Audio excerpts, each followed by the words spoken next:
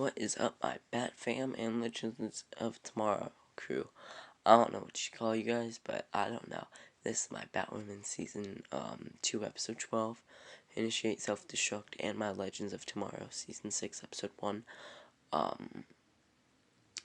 Ground Control of Sara Lance. It's my review of both of them. If you're here for just one, if you're just here for Legends of Tomorrow, there's a timestamp in the description, and there's a comment with the timestamps of which are which. So I don't know. You're pretty screwed if you just can't find it. But anyway, I'm rambling, and let's roll that intro.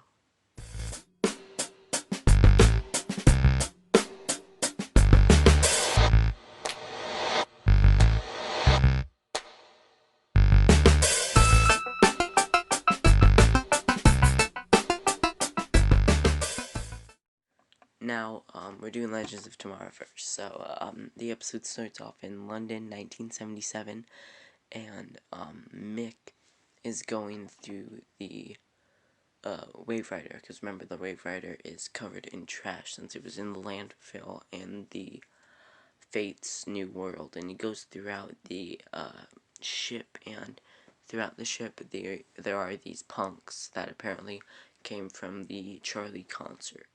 And when Mick is wondering, he finds Ava passed out on the toilet, and she just threw up, and she asks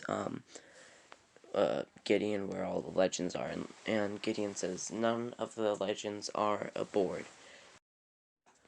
But anyway, we find ourselves with Constant, and he's rambling about London in the 1970s, and Zari is with him, and she's literally like the Tik Tok sound where it's like, it's 7 in the morning.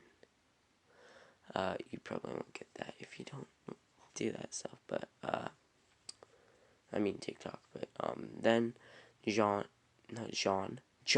and, Zari talk, and Ava walks in after finding them, and she's a little grossed out because she's like hungover. But then she asks, do any of you know where Sara is? And then Zari gives Ava a card, and it's poker, and we see Astra's playing poker, and she has a gun pulled on her. But then the legends come to save Astra, and everything is A-OK. And they find Barad. I'm sorry if I'm pronouncing that wrong. I'm so sorry if I am. But then we catch up with Nate, and Nate is with David Bowie. Yes, that one. And then David Bowie starts singing the song, and Nate thinks it is about the original Zari, because before the legends walked in, Nate was telling David Bowie all about the original Zari before the timeline screwed up and everything. In David Bowie's song, he mentions a lady with blonde hair and stuff. So Ava's like, he's obviously talking about Sara. So Ava asks him if this actually happens, and he's like, yeah, so let's let you go up into a spaceship. I have it on film. You want to see the film? And they're like, yeah. So then they use the erase memory thingy on him and take the film, and they watch it in the Wave Rider, and it's film of the night that happened, and it's the Charlie's concert and everything. But then Sara is there, and Sara's like, oh my god, it's David Bowie. And Sara tells David Bowie that night that Sara's gonna propose to Ava, and that's a nice moment. But I don't remember if we knew that before, but it was a surprise for me, and it looks like a surprise for everybody else, man. That was like a wow. And everybody, and they start talking about what they know about aliens, and Mick's like, everybody shut up, we just need to find Sara. And Mick in this episode really takes initiative. He is a veteran legend. But then we're in the spaceship, and Sara is trapped in a box, and the box is filled with freezing gas, and she uses the handprint, and weirdly the handprint works, and she gets out on this big spaceship and goes up to a window and sees that she's in space, and you can see Earth in the window. Well, not in this picture, but, you could. But then, Ava, gives everyone binders about what to do when Sarah's missing and stuff, and her plan goes accordingly. Constantine's like, whatever, I can go do magic or something, and throughout everybody's special abilities, not special abilities, but they're all so predictable that secretly Ava has this chart that she is checking off, and like, what's Astra's deal? Let Mick drink until he wants to help and stuff, and Nate is like, what's your deal? And Ava's like, I was just gonna call DEO. And Nate doesn't think that's a good idea, because this was funny because of Crisis on Earth X, when Alex Danvers slept with Sara, which that was kind of funny. But then, so Sara is wandering throughout the spaceship, and she sees somebody pounding on a door that they're trapped in, so she lets it out, and it is Spartacus. For reference, he's like an ancient realm warrior or something, I don't know. So John was trying to find Sara, and it wouldn't work because Sara is too far out of his reach. She's too far in the galaxy. So she was talking to Astra and Zari, and he kind of made them mad. But then we hear a phone ringing, and it zooms out, and it's the destroyed DEO. And until this happened, I totally forgot that the DEO had been destroyed. That's why they have the tower in Supergirl right now. But if you don't know it, you don't watch Supergirl. And why I'm smiling so much. The DEO was destroyed in Supergirl by Rama Khan, who is this dude. He plays Sam and Dean's grandfather on Supernatural, Jim Gordon, Rama Khan. But anyway, this is just great world building, man. But Gideon does say that it was destroyed by Rama Khan, blah blah blah. But the timeline is wrong on that newspaper. It says July 10th. It should be like April 10th, 2020. But anyway, Nate says, well, that's good, or something like that. But they talk, and then Berod, I'm sorry if I'm saying that wrong, that's just how I'm gonna say it. It may change, I don't know. Berod brings in a article about this girl named Esperanza Cruz, and how she was abducted by aliens, and they put something in her head so that they could hear it and stuff. But then we're on the ship, and Spartacus has the great idea to open a pod and see what happens. And this big alien comes out, and the opposite of what you expect to happen. We knew Sara was going to fight it off, but Spartacus does not help Sara at all during this fight. Sara fights off this monster, and ultimately defeats it and puts it back in its cage.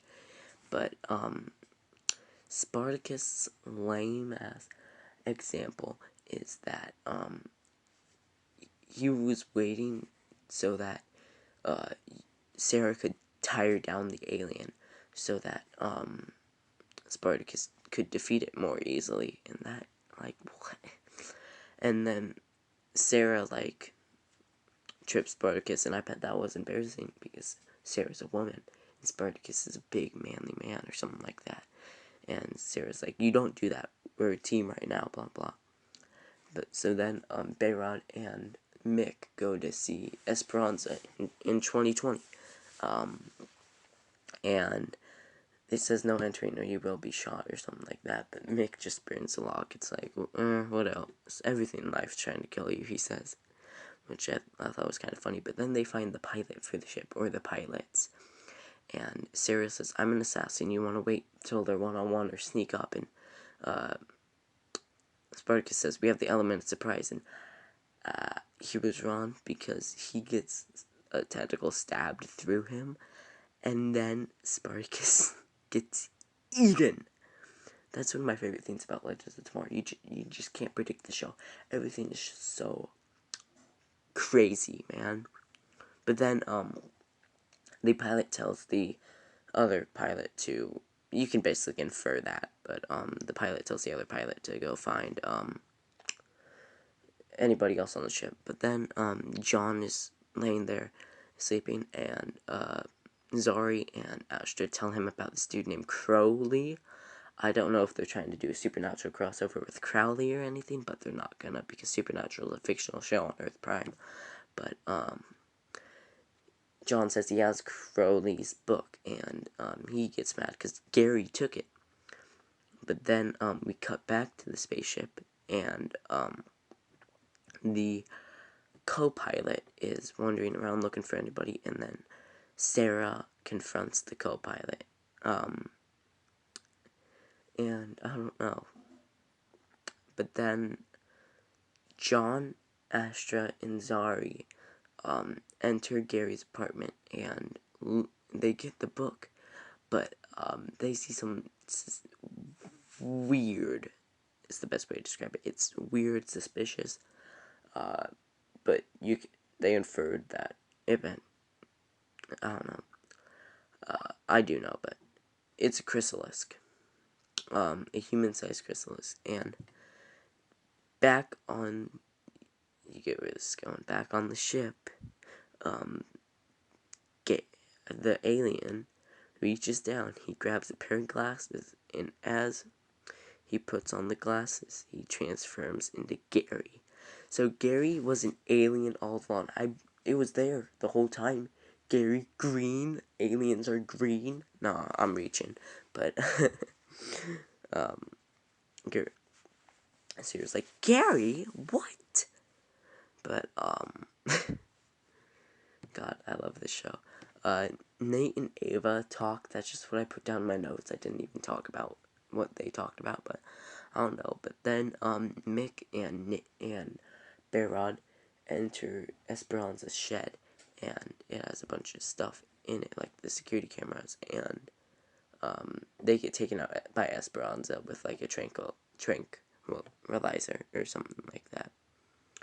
But then Constantine goes to the Wave Rider and tells everybody that Gary Grain is a alien. That's my bad Constantine impression. But Gary explains to Sara that it was his time to leave, and he just loves all the people of Earth so much. He loves you and Sara and everything, Sara and Ava and everything, and his fiance, who's the pilot or something, told Gary to go get the best hero on Earth. So Gary got Sara. But then Mick and Barrod are all tied up, but Barrod keeps talking to himself, or that's what Mick says, but Esperanza isn't that stupid. So we're just gonna call her Spooner, because that's what they told her to call her. Spooner pulls out a comm link, and it looked pretty painful to take that out, man, but then she comes out with the big gun, and the Wave Riders reveal that big gun. Nate does a little joke, and he's like, what's that gun gonna do to the Wave Rider? Oh, it made a hole in the Wave Rider. Kind of funny. But then Ava comes down and tries to reason with Spooner, and Ava says that we need your help because my fiance, my girlfriend, the woman I love, or something like that, is trapped by aliens, and Spooner's like, that's exactly what an alien would say, or something like that.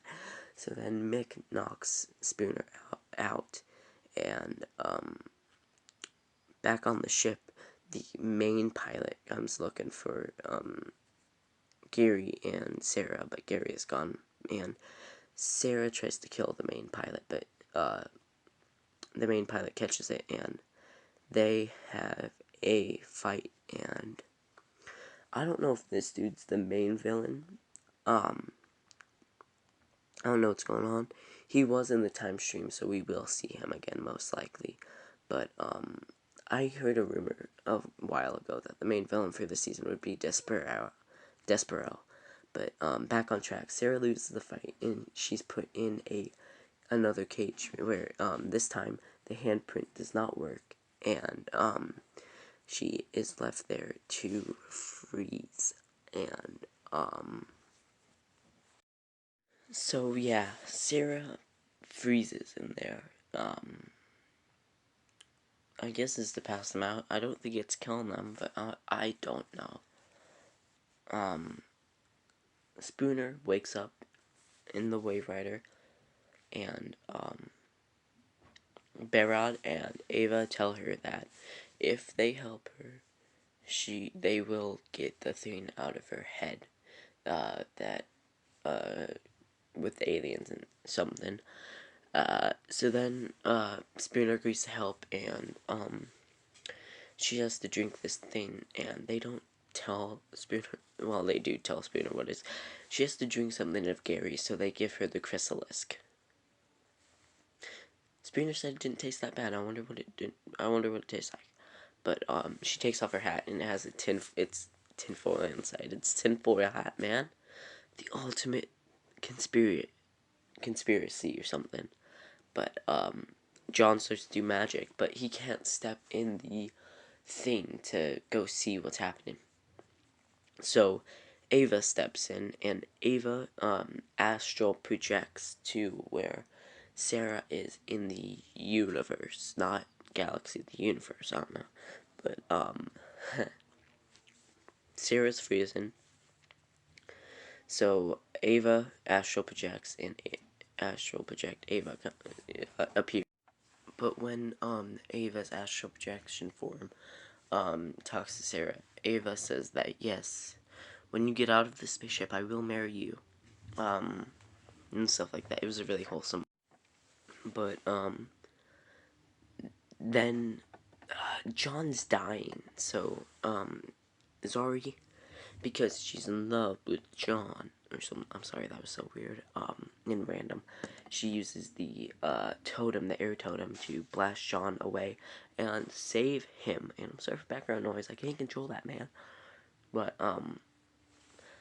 Ava's astral projection gave Sara the courage to fight and get out. So Sara grabs the ring that she was gonna give Ava, and Sara cuts the door into an X, because I bet it was so cold that it was about to freeze and it could break like a bunch of ice. So the door breaks open and Sara falls out. But then, right as it happens, the plan that Gary and Sara discussed works, and they open a wormhole in time. So this season we have time traveling aliens. Well, we'll get to that around the 20-minute mark. But then Sara has to have a second fight with the pilot of the ship, and she opens the doors, and there's zero gravity. The vacuum space wants to suck them out, which I bet it could. Sara was just holding on, but then the ship turns to the time portal, and the pilot and a bunch of cases fall into the time stream, which explains why we have time traveling aliens. Because they went to the time stream and are fallen all throughout the time stream. But back in 2020, we're on the Wave Rider. Zari gives John the chrysalix juice, and John's like, no. John drinks it, and then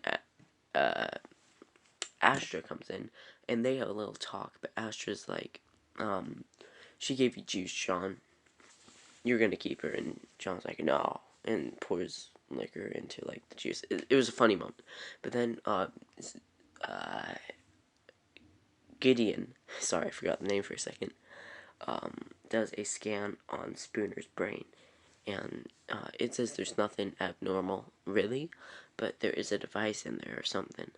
But Spooner detects something, so they go out into the cortex, and not the cortex, the hub of the ship, and they see all the crates that went to the time stream are floating about throughout the time stream, and all these aliens are just floating about, and the legends have so much hope in them now, because there's only one person that could do this, and that Ava says, well, there's only one person that could do this, and that is Sara Lance.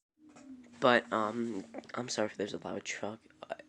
The trash is coming to get picked up. I'm sorry, but Gary steers the ship around, and he doesn't think, they're like, we're gonna make it, but no, they do not make it through the portal, and the portal does close, ending us and sending us into episode 2 next week.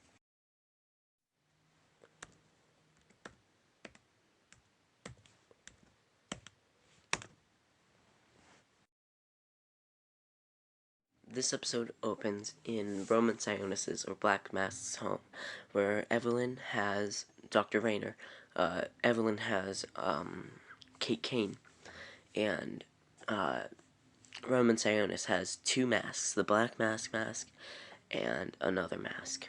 And Roman Sionis takes the thing off Kate. We don't see Kate's face, but we see it blurred like this, and Evelyn has been doing therapy with Kate, and when Evelyn knocks her cane 2 times, Kate will forget that she's Kate, and she will become Cecile, Sionis or something. And Evelyn does that, and, she talks to Roman about it, and there is no more Kate Kane. It is Cecile, Sionis. I don't know, for this episode, I'm gonna call her Kate, but I think the name is Cecile. But, throughout this, she says that, Kate's vocal cords were damaged in the plane that Black Mask attacked. So Black Mask is responsible for the blown up plane. But anyway, Alice slept with Ocean last night. And yes, boys, I paused this here. You're welcome. It's not that good, though. So Alice gets dressed and wants to leave. And when she opens the door, there's a False Face member there, and she gets jumped by False Face, and then it wakes up Ocean. Ocean gets knocked out by False Face, and everything just turns to crap, man.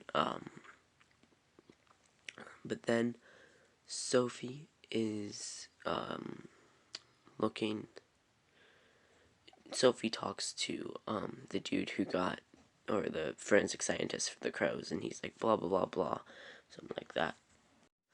But then Sophie talks to Jacob, and honestly I don't remember much about this, but she talked Jacob. If you excuse me, I need to go get my notes.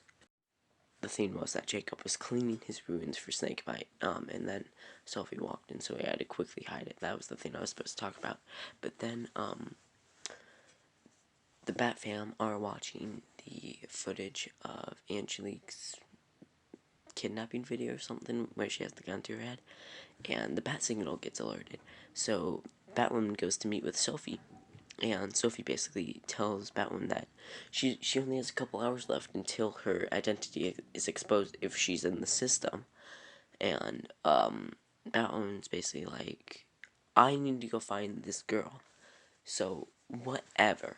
And Luke and Mary are strongly against that, but whatever. When she goes, Luke tracked the camera that Angelique's video was filmed on, and when Batwoman goes to the area, it looks like there's been a massacre there. Not a massacre, a massacre, where a bunch of False Face have died. And we learn it's just Alice being Alice, getting information. It's fine. And Alice wants Batwoman's help to go find Ocean and Angelique, but mostly Ocean. She doesn't even mention Angelique, really. But Batwoman takes Alice up on that offer, and they are now going to team up to save the people they love, I think. But then Alice is in the Batmobile, which is fun. It's kind of like Joker being in the Batmobile. And Alice is messing around with the buttons, just trying to piss off Batwoman. And initiate Self-Destruct, title of the episode. I don't know. But this banter back between them is good. I think Alice has always been the best part of the show, but Ryan and Alice's dynamic is a lot better than Kate and Alice's was. Most things about Ryan are better than Kate. I don't know if that was just because of Rupert Rose or the character, but anyway. The sample is 79% processed or something, and Sophie goes to talk to the DNA workers, and the DNA people say that they will be with this for every second that it is processing, and we will be the first ones to get to know who is who and blah blah blah. So Sophie calls Luke and tells Luke that, and then Luke and Mary have a little argument. No, Sophie does not call Luke. Luke and Mary have a little argument about why Alice is with Batwoman. But then Sophie is working again, and as Sophie's working, she gets a surprise visit from Mary, and Mary gives Sophie a device that if you plug it into Jacob Kane's computer, you'll get override access to the files, and that's it. But Angelique and Ocean are making Snakebite again. That's the main thing. So then Alice and Ryan are in the car, and Ryan tells Alice the plan, but of course it's Alice, so she doesn't follow the plan. And Batwoman tells Alice to go get that false face's attention and knock him out. So Alice honks the horn, alerting everybody outside that the Batmobile is there. Real smart. And I'm sorry that I talked about the device with Jacob's computer. This is the scene now where that happens. I'm so sorry. But yeah, that happens. Mary comes in, and Sophie is very fascinated that Mary is working with Batwoman too. It's like everybody around her except her is. And it's really just Luke and Mary. But yeah, it has like master terminal stuff, and Sophie's really like, how am I gonna access his office and stuff? And Mary's like, oh, I'll take care of that. And she does, but God, we really have more stuff about the scene. I guess I did talk about it earlier, but yeah, Mary's gonna take care of Jacob, and we think it's all gonna work out. It does not. But back at the false face like warehouse or anything, Batwoman, Alice, and are all taking out false face members, and Alice is slamming some dude's head into a door. But then Alice and Ryan talk, and Ryan figures out that Alice kind of likes Ocean, and Ryan taunts Alice about that. It's weird, but this was weird.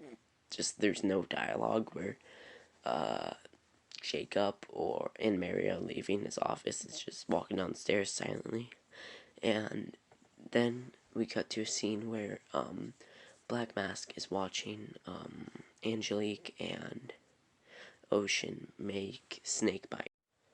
I don't know why this was included. I don't even think it's on FaceTime or anything though, but anyway. So, as Black Mask is watching, we have this little talk between Alice and Ryan tells Alice that the reason she wants to save Angelique is because when they were in the foster home, Angelique was the only one who was nice to her and really protected her. But still, because you can't trust nobody, Ryan handcuffs Alice. But then Angelique and Ocean finish making the Snakebite, and they just have these weird one-off scenes with that stuff, and it's weird. But Sophie finds out that the blood that they are sampling is not just Batwoman's. It is every criminal in Gotham City's. And Luke says just to hardwire it all, and Sophie's like, no, we could be clearing blood of murderers and a bunch of other stuff. So Sophie, in the nick of time, out of every folder, figures out the right one, which I don't know the explanation, but it was kind of weird. But anyway, Jacob goes to the clinic with Mary, and Mary shows Jacob that it is all clean and ready for inspection.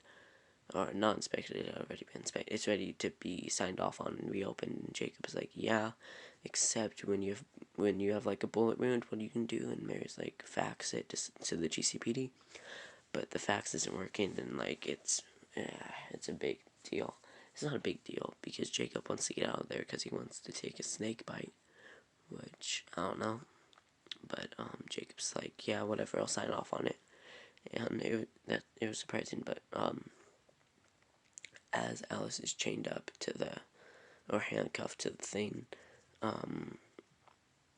Kate comes up, or Cecile, Sionis or whatever, Kate comes up and says, I'll deal with you another time, which they do later, but kinda not, it's different, but then, Sophie goes back, no, as they're sampling, yeah, this is the part where Sophie, like, defeats the samples, not defeats, but, like, picks the right sample and clears, so the crows don't know the DNA or the real name of Batwoman. But then, again, but this scene's longer, Ocean and Angelique are making snakebite, but then Ocean gets shot and they're about to shoot Angelique, but then Batwoman comes in and grabs the snakebite that they just made, and the snakebite, it's broken now. They like drop it on the floor and there's a big fight. Not a big fight, not yet, but it's just like a tiny little combat. Yeah, combat. And Batman helps Angelique get Ocean out for a little bit until, yeah, they get Ocean out. But then, Kate comes and, tries to kill them. And there's a big fight between Kate and Batwoman. This was kind of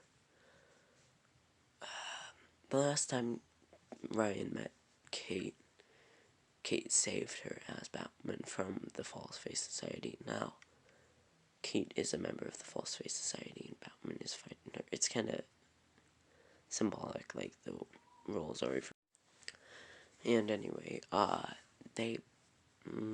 it's kind of hard to tell which one is winning, cause since it's only in, like, shadows, man. But, eventually Alice comes in, saves Batwoman for a little bit, but Alice, is about to die, kinda, and then, Alice says that she remembers, Ryan's mom, and gives, Alice needs to get saved, and, she pleads for it, but Batwoman does not save her because, like, she still remembers and everything, which is a crappy reason, but Alice is left to die.